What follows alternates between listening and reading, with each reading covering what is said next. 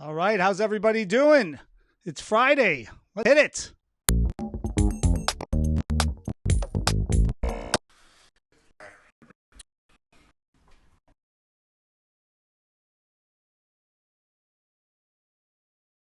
I knew I was going to screw that up. It worked too good in the test run. I knew I was going to screw it up. All right, I'm going to do this again. All right, here we go. Right? Is everybody ready? I know everybody watches this, and I love it when I screw this stuff up. So let's pretend I didn't go live 33 seconds ago. So now I'm going live right now. So here we go. Hey, everybody, it's Mike Jeffers, Chicago Jazz Magazine, Chicago Music Revealed. Let's hit it.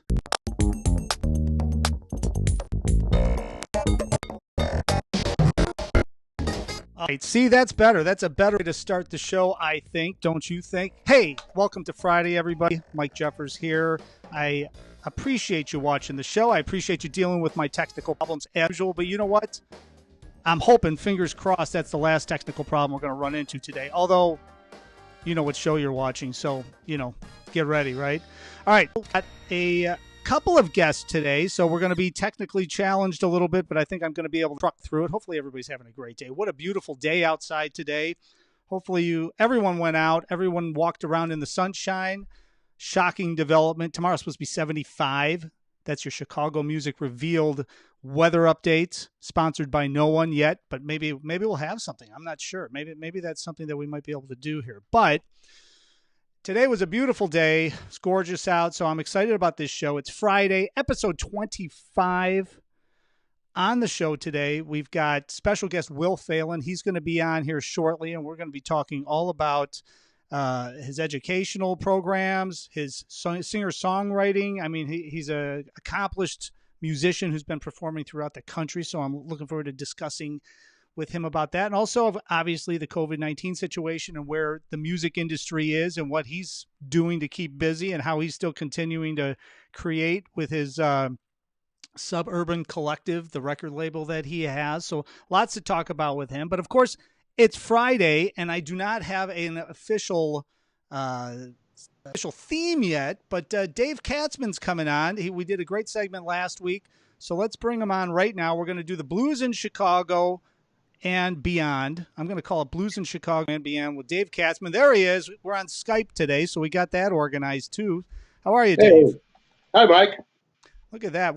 This is technology at its finest, man. I'm telling you right now. Well, good enough. Yeah, what can it I works. say? It works. That's right. All right. So, Dave Katzman, you are back for another round. We're doing Blues in Chicago and Beyond, I'm going to call it, because you are talking to musicians from all over the world. What's happening on the blues scene here on Fridays on Chicago Music Revealed. And, of course, Dave is an accomplished musician. He's toured all over the world. He's been doing that for many, many years. He's got Straight Arrow Productions, a production company that handles festivals, clubs, venues, all that other stuff. So this is the guy in the know to discuss all of this information. So, Dave, what's first up on the docket? Wow, on the docket. I'm going to try to fall in the time we've got. Wanted to talk about, again, I like kind of starting out with what's going on online and who's doing in-house concerts, who's doing organized concerts, who's just, putting their music out there as easy as they can and try to get out people. I'll just start going down the list. Like I announced last week, both John Prine and Jimmy Johnson are doing weekly shows from their homes. John is also on May 5th. He's doing one from his house, but also on May 9th, he's joining Lori Lewis in a new project over at the Waterhole. Actually, an old club I used to be involved in on the near west side of Chicago. That's on May 9th. And Jimmy is always at 3 o'clock, I think it is, on Saturday. And you have to go to his daughter's Facebook page. I don't have her name right here, but I'll get it to you and re-announce it tomorrow or something. Yep. Tom Holland does a weekly on Thursdays at 30 for 90 minutes. And Tom, along with a bunch of people I'm going to talk about in a minute, are providing lessons online. So I'm suggesting that anyone who's hearing out of this, if they're a player, should really look up the people that they really like or that they follow and see if they're, or maybe reach out to them if they aren't, to give them the idea of a lesson, because we've got the time to woodshed. All of us players have the time to woodshed. And believe me, isn't always that way with with our daily lives. So, That's what that's what I was talking about with Chuck Webb, my guest yesterday, is that he's like, he's able to practice stuff that he hasn't been able to practice. Chuck does a lot of the musicals downtown. Plus he's a first call player. He played with Ramsey Lewis for 10 years and all that stuff, but now he's able to work on stuff. And I said, yeah, there's going to be two musicians coming out of this quarantine, the guys that are totally happening, that have been woodshedding and working on stuff, and the guys that haven't. Right. We're going to know who they are the minute that we hear them perform. So it's going to be interesting. I'm kind of in the middle of all that. I'm woodshedding, but I'm also not woodshedding enough. But I'm going to try to do more. How's that? There you go. I'm making a cause on the air, so I guess I'm going to have to practice more. But just a couple of people that are doing this, that are out there, that are really something, and all over the country. Joanna Connor, great guitarist, is doing lessons. Go to her Facebook page. Like I said, Tommy Holland is. Eric Noden is not doing lessons. He's playing daily. I don't know what time, but he's a finger picker if you're into that, and I'm sure he would be open to doing lessons if you messaged him. Sure. Debbie Davies, a good friend of mine who I toured with Albert Collins, is doing lessons. Just go to her Facebook Messenger. Charlie Wooten, a bass player down in New Orleans who has played everybody. He's really one of the top cats down in New Orleans, is at Charlie Wooten, Wooton, WOOTON, at gmail.com. And if you can get a hold from me, all the good stuff about guys there. Also performs daily. I know from the show that Aya is doing a daily thing around lunchtime. And why don't you talk a little bit about that? Well, what did he say? What did he call it? We came up with the name in the middle of his interview. It was like Q&A with Isaiah Spencer or something. I don't know. But anyway, it sounded cool. It was going to be Thursdays at noon, I think is what he's talking about. There you go. Well, I actually saw it. I'm a guitar player. I'm not a drummer, and I could sit there. But then when he starts going into 11 beats and stuff like that, it's like, hey, I'll go woodshed. I'm not going to start playing snare right now. So, but there is really a lot of people out there. Of course, we're all trying to make a living, but the kind of information that's available these days. I know you and I, when we were younger, didn't have YouTube, and right. Well, I've learned a lot off YouTube in the last 5 years. I probably learned more in the last 5 years than I have 20 off YouTube, and it's just an opportune time. We might as well make use of the time. I mean, instead of sitting around and complain about politics and COVID, that's valuable, but can't use all time for complaining. So. Well, it's not productive if you're complaining the whole time. I mean, it's kind of like, all right, you're preaching to the choir half the time. So it's like, okay, you might as well do something. And you and I have talked about this, but I think that with the way everything's happening, and thank God for social media and email and all of that, because I mean, could you imagine going through this and you're like writing a snail mail letter, and like 4 days later somebody gets it, and then 5 days later you get another one back, and you're sitting there reading these things, and that's your entertainment for the day. I mean, right. So we've got a lot of ability to connect. And I think that's why I wanted to start this show and do it daily, is because we can, all the musicians can stay connected, and build up the scene a little bit. We can take advantage of it. Even some of us old guys that don't want to learn new tricks, we can. And I'll tell you, there's a lot of information out there to be had. And it's also time to maintain our instruments. When was the last time you changed your drum heads? Yeah, well. Wow. We won't go there. That was a long time ago. I've been changing my strings and working on my fretboards and stuff like that. And it's just beneficial to take advantage of the time that we have. Kind of wanted to move on to another point with the social media that we have. We live in a town where between jazz and blues players, we still have some of the original guys of the styles. And they're getting up there in their years, and, there's some of them that are alone. Some of them live with their families. If you know what, and this doesn't just go for musicians, this goes for everybody. If we take the time to reach out to people and just engage with them, it makes this whole, quarantine thing go faster. And certainly the guys that we stand on the shoulders of, the musicians that started the modern jazz and modern blues, and even the guys before that, which most are gone, but there are still some around, and certainly in this town. And I talked with Bob Strowger, who we interviewed a couple of weeks ago or 2 weeks ago, and he said hi, by the way. He's still over in Switzerland, kind of stranded with his girlfriend, but he's at least enjoying that. He wants to come home and play, but he's waiting for it all to clear. I reached out to Sam Lay. I didn't get a call back yet. I'm sure I will. Talked to Jimmy Burns, who is also doing live shows. He's doing one on, May 9th at 4 o'clock on the Roses site. But, Jimmy worked with Curtis Mayfield and people like that back in the day. He's lives here in Chicago, and he's, one of our treasures. I mean, really, we have so many real, true treasures of both jazz and blues, and we got to honor them and got to help them and help ourselves and, communicate. I don't mean to be corny or anything, but it's really true. Well, it's true. And, when you put it that way, right? I mean, this is all, look at the Chicago Blues Fest is canceled this year, 2020. So that's a loss. It's a lost year of hearing some of these legends perform. And so when we do get the ability to get back out and actually get into venues and actually see people perform, it's even more important now. And hopefully the people that are watching this that have been on the fence about going out and going to see people play because they like to just watch it on YouTube, even during normal times, hopefully now they'll be like, let's not take this for granted. Let's get out. Let's go experience some live entertainment, because look at what we're living through right now. Wouldn't it be great just to be able to go over and have a glass of wine and have dinner somewhere? I mean, everybody would get excited about that, let alone going to see some of these legends. So you brought up a great point. I thought that was great. Cool. Yeah. We'd get a great point, Dave. I knew we would do it, man. Well, we got a couple here. I still got you, buddy. A couple great more. Thing that I want to talk about. I talked to my good friend Fernando Jones, who does the blues camp, the what's it called? The Chicago Blues Camp. Yep. And he does that every summer, and he engages kids from all over, and they audition. It's a program. I'm at fault here. I don't know how many years, but it's got to be at least 10 to 15 years that he's been doing it. And this Fernando. Is a project that, again, jazz and blues are two forms of music that, unless we take the initiative to really engage the youth, it's going to go away. And this is American history, and certainly Chicago history. We can't afford it to go away. And Fernando has been doing such a great job. He's going to be doing it online.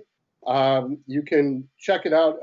If anyone has any kids that want to be involved in it, they should go to the website for Chicago Blues Camp. And he's taking students 12 to 18 years old, July 5th through the 10th. It's a free program for the kids. They do have to audition, and they have to make grade. They have to show they're interested, and they have to really do it. I mean, But he has a lot of artists on there with him. I mean, there's a lot of jazz camps, and that's really cool. What's starting to happen in the blues is they're coming around, and Fernando's right on. He was right there in the beginning of bringing it to blues too, and he's doing a great job. Well, he's very passionate, man. I mean, I've talked to Fernando. He's a great guy. I've interviewed him, and I think it's been at least 15 years that he's been doing that. So, Yeah, and some good artists have come out of it too. Mm-hmm. And I remiss I don't have a list of the kids that have gone out of it, but there are a few that are doing really well. In the blues world. Yeah. So, what do you got? You got a couple more, man. You're like full of information today. I love it. Holy cow! This guy. I try to prepare. I guess it's because I got a little bit of time on my hands. Wow. Yeah, really. I know you're going to get with Kenny Neal and John Primer next week in interviews. Yep, hopefully, yeah. Both of them have a lot to say. Kenny certainly has a lot to say about what's going on down south, and I don't want to say anything negative, but New Orleans is having a big problem, and it has a lot to do with just people not acknowledging it and pretending like it's not there. Right. Well, it's there, and he's a little frustrated. I talked with him this morning. Oh, actually, I talked with Charlie Wood this morning about New Orleans, but both of them have the same story. Yeah. And Kenny's over in Baton Rouge. And, we just got to stick together and somehow tell people that aren't paying attention without offending them that they better pay attention, or we're going to be doing this for a lot of years. Well, that's the biggest thing. I think it's just like we're home now. We're stayed at home. Let's just all believe in the fact that that's kind of key right now, and let's get over with this. Come on, I mean, if we open it up and all hell breaks loose again, now what are we doing? Now we're really in trouble because now it's coming back again. So I think everybody needs to just relax, stay home, social distance, sit outside now that it's getting nice, look at the stars, watch Chicago Music Revealed, And Yeah. there's nothing On else Fridays, to for sure. do. All right, we got anything else? We got one more, Dave? I'm good, man. I just tell everybody to stay healthy and happy. Really, that's it. That's about it for me. That's the key. All right, so now we're going to work on next week. Dave said that he's going to come up with a theme song for himself. So this is going to be cool. We're going to have a little intro and outro music for Dave next week, which is it's going to just, we're going to keep tightening up this show, man. You know, of course, most of the problems is mine, but you know, hey. Hey, I'll join in the problems. I'll share them with you. Sometimes you don't have a choice when I'm running the board over here, so it doesn't matter.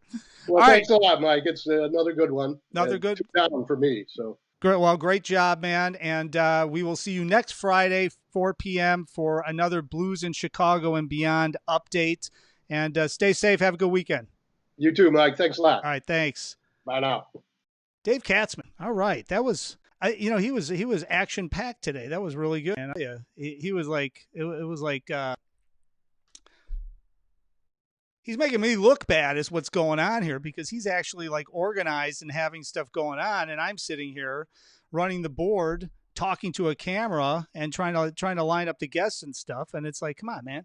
All right. So now here's what we're going to do. Now I have not done this before. So we're going to test this out. This is going to be a segue. We're going to get Will Phalen. I've got to call him on Skype, but in the meantime, what we're going to end up doing is we are going to try this out, and I'm going to try to play a video of Will performing with his group. I love this video too. He sent over a couple, but I thought this was really cool. It's Will playing, and it's the Tiny Desk. I believe it's the audition to get on the Tiny Desk, because NPR has those, and then everybody submits and sends in, and then they pick. And I know, you know, this is probably going to actually get them on Tiny Desk. It's really cool. Plus, you know, it's you'll see it. You'll see it. All right, so here we go. I'm going to try to play this and bring Will on, and when hopefully it works. If it doesn't work, it is what it is, and you'll see me again. So here we go. Let's try this out. Will Phalen, and we'll have him on in a second. All right. 1, 2, 1, 2.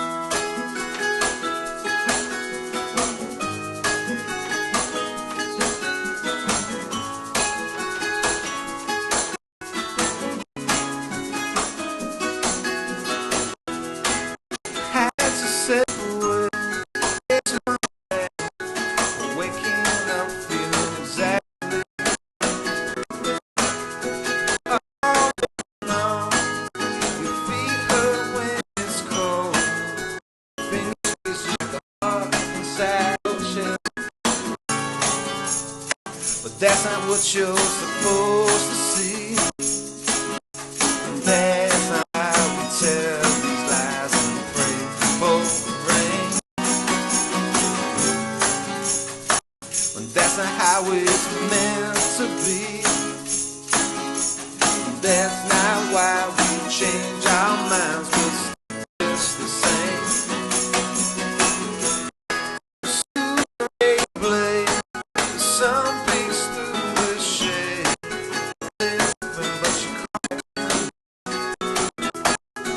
as tall as you've grown.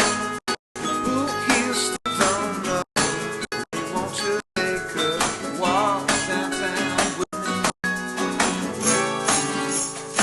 But that's not what you're supposed to see. That's not why I tell these lies and pray for rain. But that's not how it's meant to be. That's not why we change our minds. Stay the same. You turn me up, you get me up, take me up. That's not why we change our stay the same. Just the same. Nothing's ever gonna change. You stay the same. Just the same. Nothing's ever gonna change.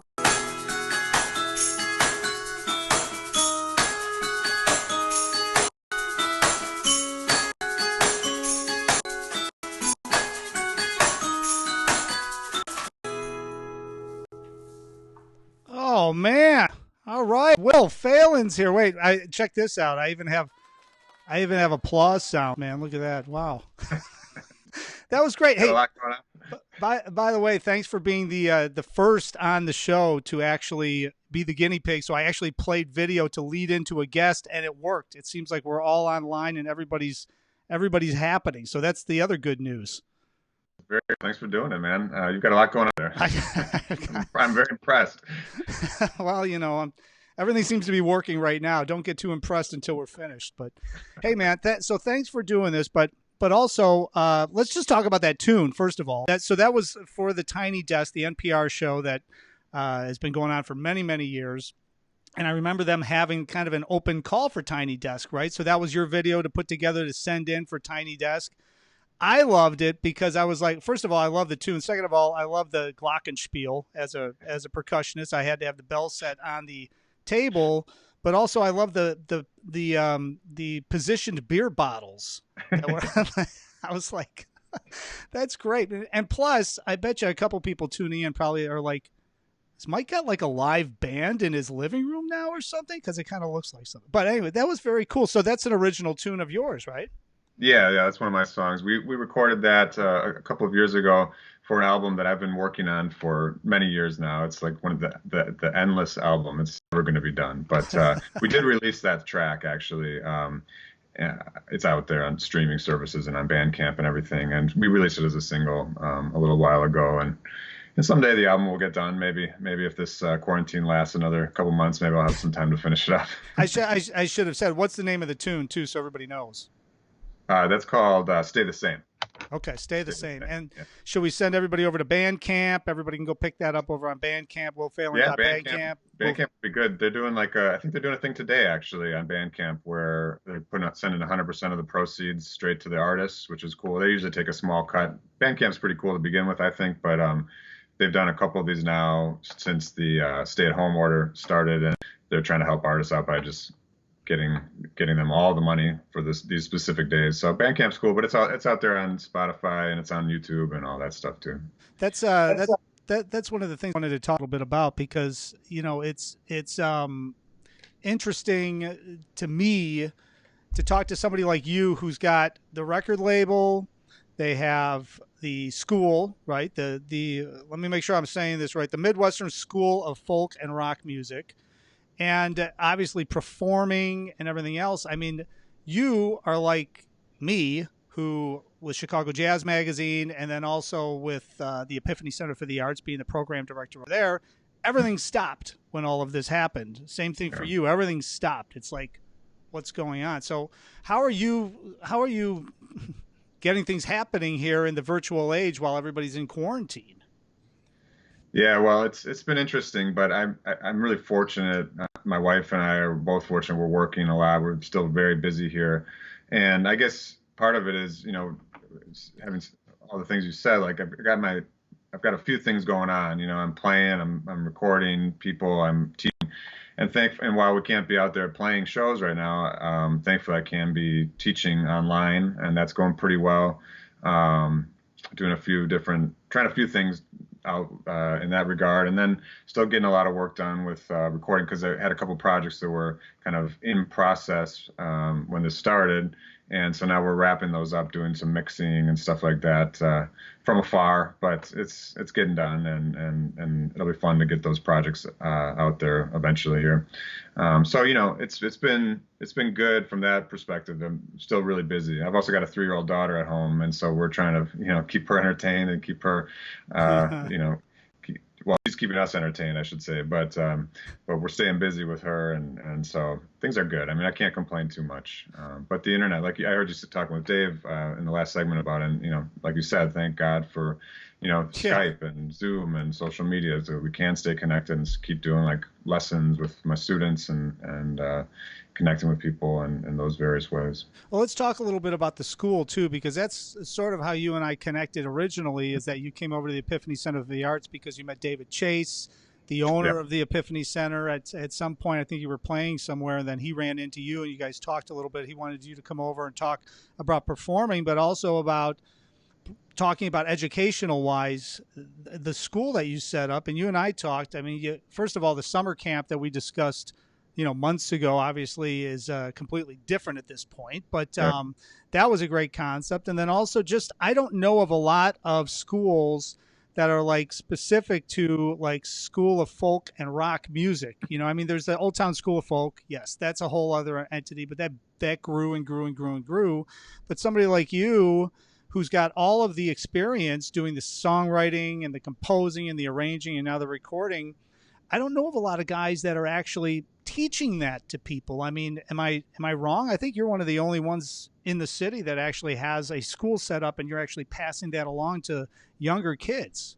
Yeah, I can't speak to anybody else doing it or not. But it's something that just came naturally to me. Once I started teaching students, I started teaching guitar lessons years ago, and then it just kind of evolved into a more all-encompassing process, and that's kind of how it's always been for me. I've always liked the like just in my own musical development, I've always liked kind of trying a lot of different stuff. I like to play music, I like to play, the guitar, but then I wanted to learn other instruments, and so I picked up a few other instruments. I've always loved recording, and I like playing live and doing that thing, but I like the recording side of things just as much, and I like music history. I'm just a big nerd for music history and reading bios and like all these great articles that are out there now, and learning all this information about these records and these groups from the past. And I love all that stuff. And so it's just natural for me to share with my students. And so we've tried to think of ways to incorporate some of those things and give students an experience, not just like the weekly lesson or whatever it is when you're playing your instrument, because I think music is so much more than just that. And I think it's when kids realize that, they can see that, there's a lot you can do with this thing beyond just playing an instrument or even just playing in a band or whatever it might be. There's a whole world out there that is the music industry, I guess, and it's just, there's so many fun things to do. And so we've tried to incorporate those things in a variety of ways, but probably the best way is you mentioned the camp. We've got this summer camp called Rock and Roll Chicago Summer Camp, and we call it Rock and Roll Chicago, but we really cover all genres of music. We talk about jazz, we talk about blues. We really try to talk about the history of Chicago. So kind of some of the things we were talking about with Dave, we really try to get to the roots of what Chicago music has been and its importance and really the international music scene. I mean, really, Chicago is such an important town. I don't have to tell you this, but it's fun to share that with the kids, and let them know that their city is really pretty critical place on the musical map, if you will.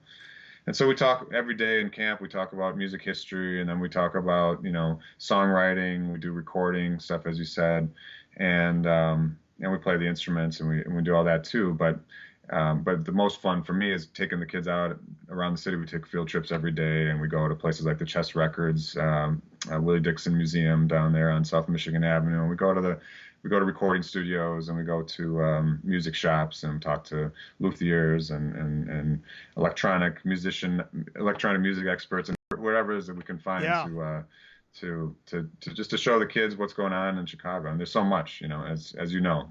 But it's been fun to watch that develop, and then some of these students have really blossomed, I think, as part of the whole deal, like taking the lessons, doing the camps. Some of these students are in bands now. They're writing, they're recording.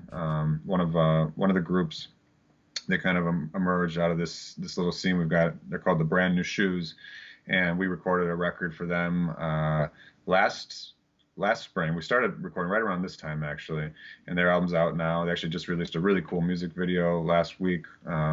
That's kind of a little bit of a love song to quarantine Chicago. It's pretty neat. You have to check it out. But you should have them on for a show. Yeah. Cool. Oh yeah. It's jeez.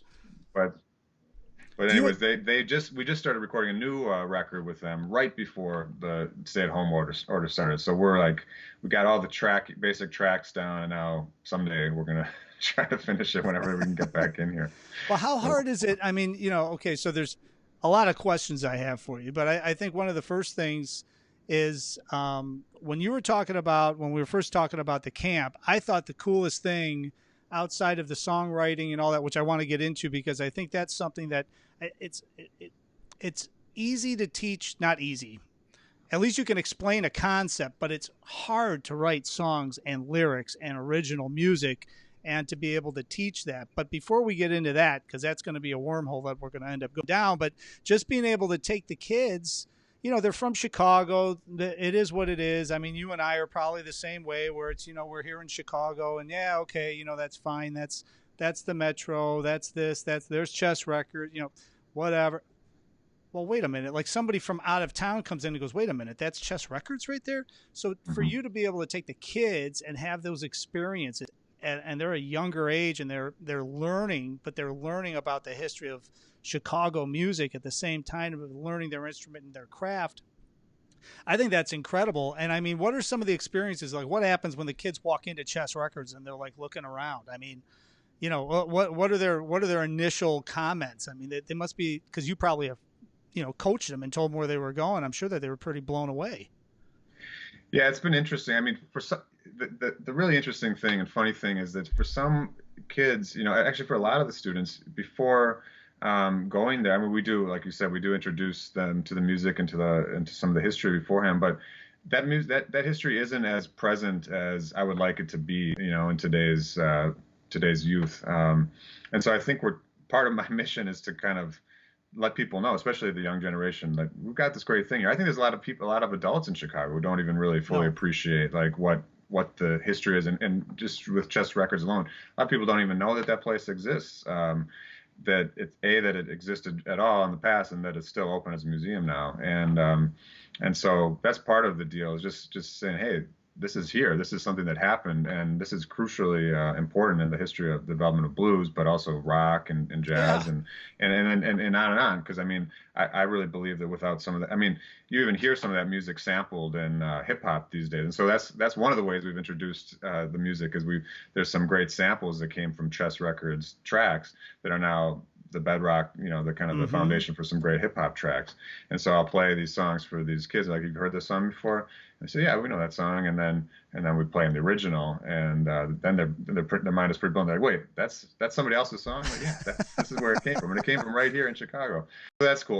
But then some of these students, they have gotten to know the artist, and they're pretty amazed, knowing that Chuck Berry, was in this building. This is where he recorded everything. I mean, everybody knows Chuck Berry, right? But some of the other names like Muddy Waters and Howlin' Wolf and Little Walter, and those names aren't necessarily immediately familiar, but once they learn about the music, they love it. And it's been cool to see. I mean, Willie Dixon is a hero of mine, and has been for a really long time, ever since I was looking at all these records, and this name, Willie Dixon, kept popping up everywhere. Be looking at a Rolling Stones record, Willie Dixon, looking at a Led Zeppelin record, Willie Dixon, and then all the blues guys, all the songs, like, who is this Willie Dixon guy? And when I finally, learned about it, I was amazed that this one guy was responsible for so many of those great songs. And not only was he writing them, he was playing on them, was producing them.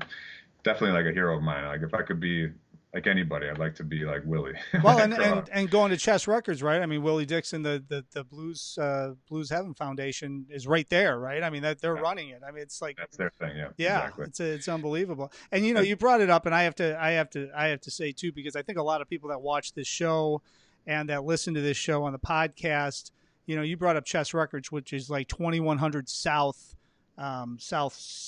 Michigan Avenue. And then the old Defender, the Chicago Defender headquarters is like 2 blocks down. And then there's these car dealers, right? So there's still old car dealers there. And I remember asking, I forget who I was talking to, but it was a musician that's been around that had recorded at Chess Records. And he's like, yeah, man. He goes, that's Record Row, and that's Motor Row. And the reason why it's Motor Row is because they would sign their record deal and then go across the street and go buy cars with the money and then drive out. That's why all those things popped up. I mean, how many times have people driven past those places and didn't even realize the history of that? And all those artists that you're talking about, and the list goes on, thousands, were all there on those streets. It's amazing. It's amazing. VJ, the Beatles' first record label in America, was right across the street, from what I understand. Yeah. Wow, man, it's unbelievable. So the fact that you're able to take the kids and go experience that stuff, you're helping to prolong and push forward the legacy of Chicago music, which I think is incredible. and then also catching those kids at an impressionable age where it'll probably stick with them, and some of them it'll be taken to the next level, and the next level, the next level. So let's backtrack a little bit now. We'll get into the compositional stuff, because that's something that I want to talk to somebody like you who's accomplished. You've performed all over. You write music. You've led your own bands. What's the process? Because, I mean, from an instrumental standpoint, okay, if we're doing like a jazz or a blues or a rock and we're just going to do instrumental stuff, that's one thing. But being able to take the instrumental portion and then put lyrics to it and write a story over the music that you just created, that's a whole other level that I mean, I can't even comprehend. Yeah, my lyric writing sucks, so I just stopped. But what's your process? I mean, how first, I guess, how did you first decide you wanted to start writing music and composing your own stuff? Was it just an organic process? I think as soon as I started playing guitar, I think I knew that I wanted to write songs, but I was really reluctant to just dive in. Like the bands I played with in high school, we didn't play almost. I don't think we played any original music for 4 years. And I started writing music, but I just didn't feel confident that the songs I was writing were good enough, or the songs that my friends were writing were good enough to play. And there was a little bit of a push and pull with that sometimes, because some of the guys I play with really wanted to do original music. And I was thinking, we don't even know how to play like other people's music well. How are we going to play our own music well? And that was just my take on. I guess I was just more conservative about it than others. And I also had like a huge reverence for all this music from the classic rock era and the blues era, and I just wanted to learn how it worked. And so I spent like 4 years in bands in high school just playing other people's music and trying to figure out how they did what they did and what's the chemistry. Were you singing and all that at that time too? So you're playing and singing? Not originally. I didn't really want to be a singer at first. I just wanted to play the guitar, and then the guy, you know how it works. One thing led to another. The singer we had, he moved on or whatever, and so the question was, who's going to start singing now? So I said, I guess I'll try, and that was terrible. I never felt like very confident as a singer. I still don't feel great with my singing abilities, but it was kind of like, if I don't do it, then nobody else is going to do it. And then when it came to singing, when it came to my own songs, I definitely knew nobody's going to sing my songs but me. So I just started doing it myself, and figuring it out. But yeah, once I started writing more so kind of in earnest in college years, then I just wanted to, move forward with that. I really just wanted to be a songwriter. And so the process for me is really pretty simple. I usually come up with the music first, and it almost always starts with the music first. When I try to do it the other way around, it never works out well. Like writing lyrics without. I've tried writing poetry and fiction, and I realized that they're all different things. They're all very different art forms. It's all, you're using the word, and I guess it's a form of creative writing, but they're all forms of creative writing. But for me, I realized pretty early on that I wasn't a poet. I'm not a fiction writer. I can write essays and stuff like that, but some prose, but I'm a songwriter, and I learned the difference between poetry and songwriting, and just decided that's what I'm going to do. But for me, it has to come with the music first. And once the musical bed is there, whether it's on, sometimes we'll start with a drum beat, sometimes we'll start with a guitar part, a keyboard part, whatever it might be, that sparks the idea. And then from there, I usually start looking for some kind of vocal melody. Not necessarily a lyric, but usually some vocal melody. And then I'll start vocalizing different ways. And the best songs always come out of that process, where you're really not trying too hard to write anything or say anything specific. The song, and it sounds so ridiculous to say it, but I've read interview after interview after interview of songwriters that I love saying the exact same thing. Like, when you're not trying, it's almost like it's just coming right through you, like from above, It's just it's like channeling or something like that. And I don't have any explanation for it. I haven't even tried to figure out an explanation, but I guess it's the subconscious or something like that, and it just emerges. But the best songs always come from that way. And then as some lyrical element starts to emerge, you kind of start to see what it's about. But the more you try, the worse the lyric usually ends up. It's when you let go and just let it happen. it's at its best. Is that But is that why my lyrics suck really bad? Because when I would sit down and try to write them, they were just brutal. And I wasn't a poet, and I couldn't play guitar, so I'm trying to write them while playing drums. It just wasn't happening, man. Bad news. yeah, for me, it's like the law of what do they say of least path of least resistance, right? You just go and, but but before all that happens, just like it's just like jazz music, right? Like if you're gonna be an improviser, you got to put in hours and hours, years of work getting that getting your chops together, and then when you start to improvise, it just happens, right? You're not trying to do anything; you just let it happen. Mm-hmm. And I think songwriting is the same way. You have to spend hours and years, working at it, and you get a lot of bad songs, and then one day you arrive and you start to let it happen, just like an improvisation, and when just like in jazz too, like there's good improvisations and bad improvisations, right? Still write bad songs, all the time, but once in a while they're good, and those are the key. Well, so right now, and I think when you're talking and you're working with younger kids, because you're teaching now, and we talked a little bit, you're doing an online lesson a week, right? Or is it every day? I forget what we were talking about, because I know you were doing it. It's regularly every day. Is that when you're doing it? So, well, I'm teaching my private lesson, one-on-one lessons, pretty much every day now with my students. But I am doing this free beginner's guitar lesson via Facebook Live here once a week. I do it on Saturday afternoons at 3 p.m. Okay. So I'll do it again tomorrow. I think tomorrow's the fourth one, I think. And that was just something I decided to try out. I've never tried I never even used Facebook Live before, and I've never done videos on YouTube or anything. A lot of teachers are doing that now, or have been doing that for years. And it just wasn't something that interested me.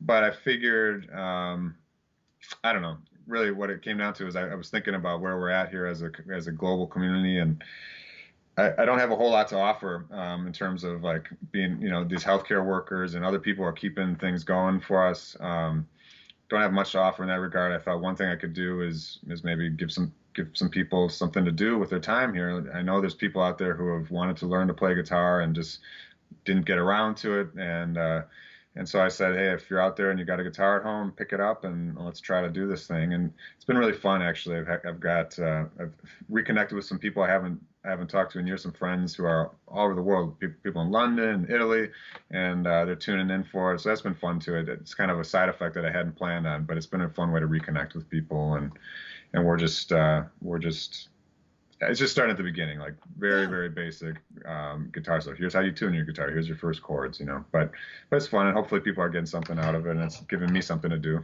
So it's good. Well, I think it's a great way. I think I love it because there's that little niche. A lot of people are starting to do the Facebook Live performances, and this will lead us into talking about your record label too, and some of the artists that you also work with. But they're doing the Facebook Live, but I think everything that you're talking about is out of necessity, because otherwise you would be teaching your students privately at your house or in your studio, right? I mean, now you're doing probably Zoom or some other version to teach the students virtually just out of necessity. And now like this lesson thing that you're doing at 3 p.m. on Saturdays on Facebook Live, Will Phalen, by the way, you're going to connect with even more and more people. And I think that this time, if there's a silver lining of the entire situation, is that more people that would never either know you or maybe just, oh yeah, okay, whatever, they're going to either see you teaching like that, or maybe they'll scroll by and there's like some music that they're hearing. Maybe they'll see you on this show that they've never heard of you before. I think there's a lot of that when people are doing Facebook Live performances, that's starting to happen. So it's like they're figuring out a new way to distribute their music. It's not optimal yet, but there's a different way to distribute your music rather than the old way. And maybe there's a potential of reaching new audiences and growing your fan base. I mean, is that something that you're starting to see just doing the live lessons? Yeah, I mean, it's not the reason I did it, but I do think there's something there. I think that to me, what it all comes down to, and this is a bit idealist, and so if you take away like, the business side of things, to me, really, it's all about sharing music and spreading music. Like everything I do is kind of around that principle, like the teaching, producing, recording, playing live shows, playing sidemen and other people's groups. Like, I just like to share music with people, and Yeah. and I like what happens when you do share music with people. I think the relationships you form are, I mean, in my life at least, some of the greatest friendships I've had, and the greatest relationships I have in my life have come from music, from one way or another. Not necessarily with just meeting musicians, but just connecting with friends over an artist that you love or whatever it might be. And I think that music is a good way to bring the world together, especially now. And so that was really my only goal with this online guitar lesson thing. But that being said, yes, you're right. I mean, there are definitely like some nice overlaps. It's another way to spread the word. It's another way to spread your brand, if you want to think that way. I'm trying really just to focus on just the spreading the music part right now, but I think for sure that's all part of it. And I think that's what's been really fun and interesting lately is watching people, artists, musicians specifically, getting creative and finding new ways to interact and to share during this time, because it's going to be a while. I think, we were talking about it the other day. It's going to be a while before we get back to seeing music in live, unfortunately.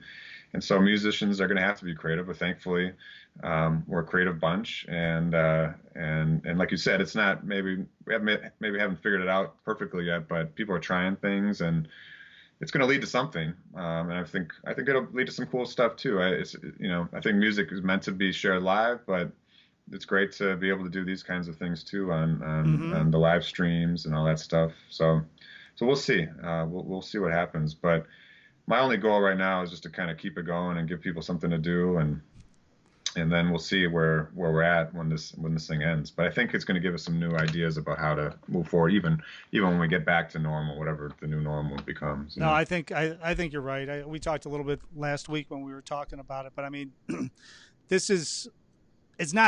don't think it's ever going to get back to the old normal. So I think this is going to all change everything, and things are going to progress out. So I think right now is the time with the digital stuff that, I mean, why would I start this show? I didn't have time to do this show because I was doing a million other things, but came out of necessity to kind of connect everybody and keep the Chicago Jazz Magazine, Chicago Music Reveal brand moving forward. And look at that. I'm learning how to work a board now and everything. I mean, I would have never sat here and figured this whole thing out. So I think you're right. I think it's just going to progress, and we'll see what happens on the other side. But let's talk a little bit before we wrap it up about your record label.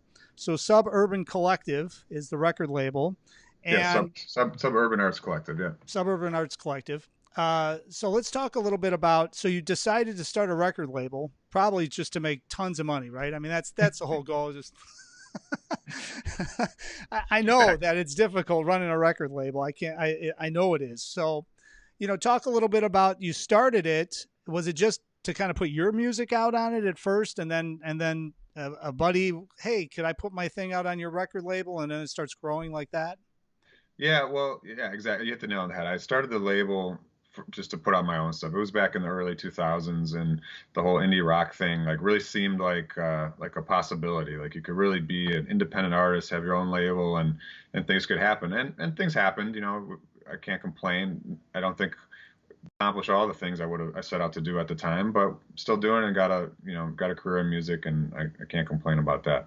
But it was just to put out my own records, but I had hoped that maybe we'd be able to do other things with it in the future, work with other artists.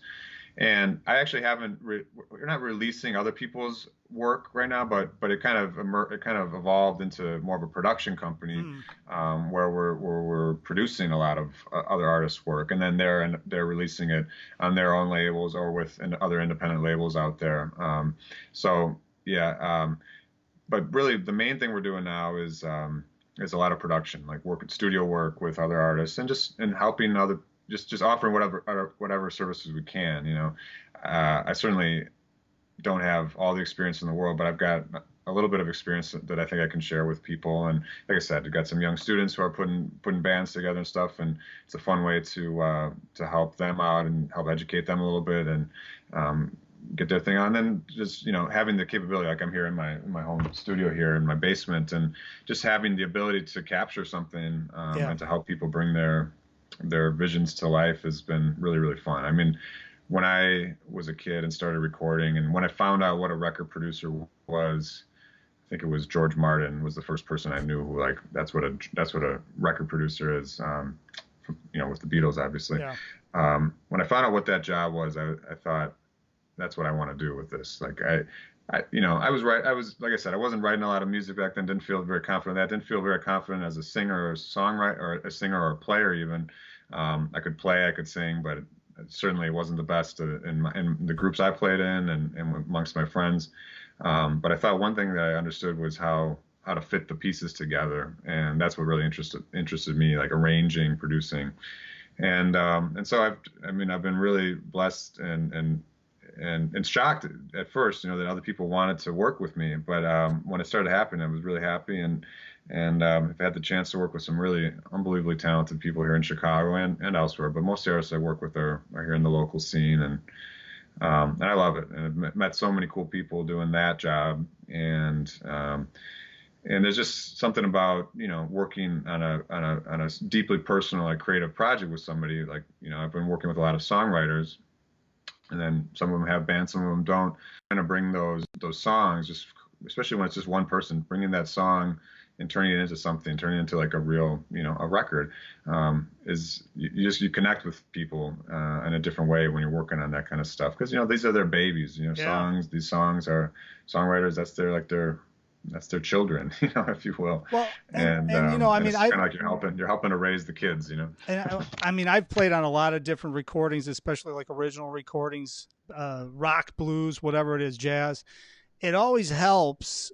It's like, even if I'm not running the project, I always feel more comfortable if there's somebody there, whether they're doing the recording, but they've already worked out with the singer, songwriter, whoever I'm working with, that they are going to help produce it or help to put it together. Because you get into a studio and it's really difficult for an artist, I think, to know that this is the way this should go and make the call for themselves. I think that there has to be somebody else collaborating with them in that process in order to get the best out of the artist, because it's super difficult to make decisions and say, no, you know what, I need to change this part or that part or this part or that.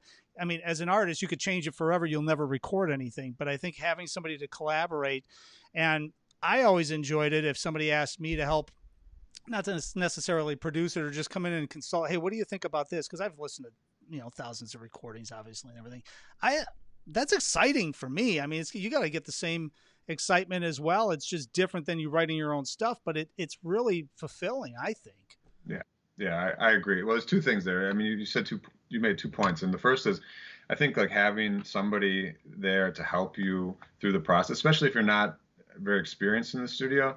But even for artists who have recorded a lot, it can be really helpful to have another person in there who's not in the band, mm-hmm. who's not necessarily performing. I do perform on a lot of the records I produce, but sometimes I like it best when I don't have to do that either. When my favorite situations are when there is an engineer and there is a band, and I'm just there kind of helping direct the process. It's like a director on a film set. You don't necessarily want the director to be acting and working the camera. He's got to look at the big picture. Somebody has to be doing that. And the engineer has to be looking at his job, which is capturing the sound as well as he can. And when you're trying to do both those things, and I actually do both in many cases too, but when you're trying to do both, even that's a lot to ask of somebody, and mm-hmm. things get lost and things get missed in that process, especially when it's an artist like producing themselves, or trying to produce themselves, or else they don't even know what that idea means, and they're just doing something, but they don't have any direction, that kind right. of big picture view. So I think it's extremely helpful, and I think it's something that's been lost a little bit in the last couple of decades. With the independent, like the fact is, like, artists have had to become independent and like do it themselves because they're self-funding their projects, they're self-recording their projects, or else they're working kind of on a shoestring budget trying to make things work. And a lot of times the job of the producer kind of gets thrown out because people can't afford it, or they don't think they need it, or they don't even know they need it, Right. But I think it's a really important job, and I think it should be, I think it should be valued. Not just because I do it. I think it's, you can tell, like, when a record's been produced well and by a great producer, that they leave a mark on it. That's not necessarily the goal of the producer, like to leave your mark, but I think they make those records better, Mm-hmm. No, 100%. But the other thing is, like, the creative aspect of it. Yeah, it's extremely rewarding to help somebody, kind of like I said before, to kind of raise that child up and give it a life. Take that idea, that little grain of an idea, that seed of an idea, and grow it into something that can be shared and is ready to be shared with people, and that other people are going to really like and enjoy. Yeah, it's extremely fulfilling, and that's one of my favorite parts of the whole creative process, for sure. Yeah, it was actually stunning to me because you brought up a great point. I think also, I mean, you tell me if I'm wrong, but I mean, you're probably playing on some of these recordings just out of necessity because there's not a budget. I mean, it's like, okay, you know what, I'll do some guitar things and stuff and add them in just because the budget's tight. I mean, the economics come into it for an independent artist Absolutely. all the time. I mean, it's just out of the necessity. But I mean, I think that you're describing it perfectly because it's important. That's why there's like project managers on projects or overseeing a project. That's really what a producer is helping to do, is oversee the nuts and bolts of what's going on so the artist can be creative and worry about their deal, and you're overseeing the whole process and then adding in and collaborating with the artist as needed to kind of steer the project down the path that everybody wants to go down. And it's an art form too, because I mean, you're in a control room with an artist telling him, I think you ought to change this original song that you've been playing for 5 years this way. I think that you could help out if you did it this way. So there's that part of like being a diplomat in the entire situation and knowing how to approach that too, which I know you know how to do that, but that's an art form right there in itself. Yeah, there's a huge diplomatic element to it and a psychological one too. When you work, I mean, I've been in some situations with bands where things were not going well amongst the people in the band, and just trying to manage that situation can be challenging, of course, and that's essential though. That's another important role. Like, I mean, recording sessions, I'm sure we've all been there, right? Recording sessions are very stressful. They can be very stressful. And when people aren't getting along, things can just totally fall apart. And if there's nobody there to kind of like calm those waters, it can be really rough. But even working with a single artist, like you said, like trying to coach them through some changes and things, or even coaching them through a difficult performance where they're just not hitting the part. There's a huge psychological element to that is really important. You have to be gentle and you have to be cautious, and you have to know when to push and when to kind of let it go, and when to just accept things, that we might not be able to change this. We might not be able to get a better performance today, so let's just take it. And that's what it is. That's all recording is, right? It's a snapshot. We want it to be perfect, but it's a snapshot. It's a moment in time, and every day is different. And people show up and their vocal cords are torn apart, or they got a cold or something. You just got to make it work, because that's the session, That's the day you've got, and that's the time you've got, and you do the best you can with what you've got.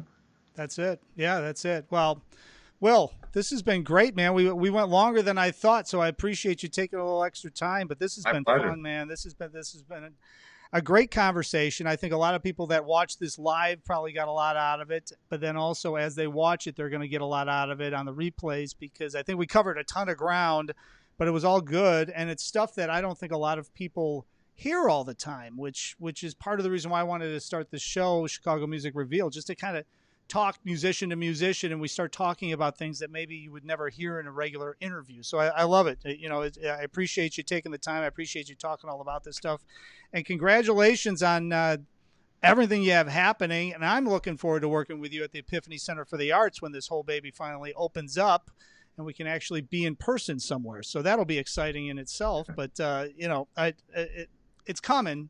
It's just going to take a little bit of time. Yeah, it'll happen.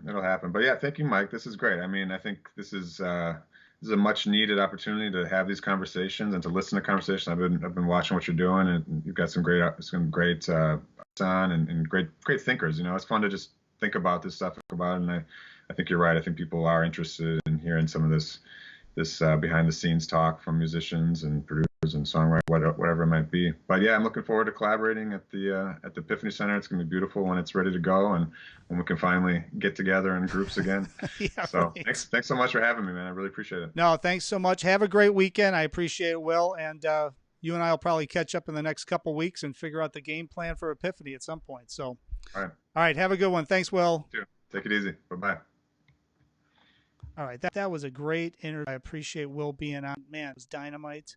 And we had a heck of a show here today. Holy mackerel. What am I looking at here? An hour. Just about an hour. 5:31. Hopefully everybody dug it. I know people are popping in and out looking at this. You know, I'm streaming this on like 3 different Facebook channels, so I know that we're getting different audiences here and there, but I think it pertains to everything: blues, rock, Latin, jazz. Anybody that's watching these shows, hopefully is getting something out of it. Of course, as I always say, please leave me a comment. Shoot me a message if you think I should connect with somebody and have them on the show. If you are an artist, don't be afraid. Send me a DM, shoot me an email. Love to talk to you. If you've got a release, if you've got a Facebook Live coming up, let me know. Let's get you on. Let's talk about it. We are going to be starting to launch some new segments.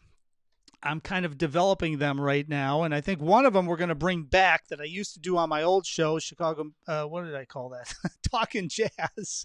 I used to call it Talking Jazz. I did 150 episodes of that, but we used to do a show shout-out. So I think I'm going to start asking artists maybe to connect with me, and if you've got a Facebook Live or something, we'll shoot a little short 10, 15-second video, and we can put them together into a montage and do our daily, I don't know, a couple of week time show shout outs for all the artists out there. It doesn't matter the genre, blues, rock, Latin, jazz, anything else you can think of. I'd love to talk to you. I'd love to promote it. You guys are from Chicago or beyond. What I always say is Chicago Music Revealed reveals the music of Chicago to the world, and the world music and international music to Chicago. So let's all stay together as a community. All right. I'm going to be announcing who's coming up on the show next week. I'm getting closer to actually having it done by Friday, but I'm going to do my best for the next week. But this coming week, we're going to start announcing those. That's all going to be up on chicagomusicrevealed.com.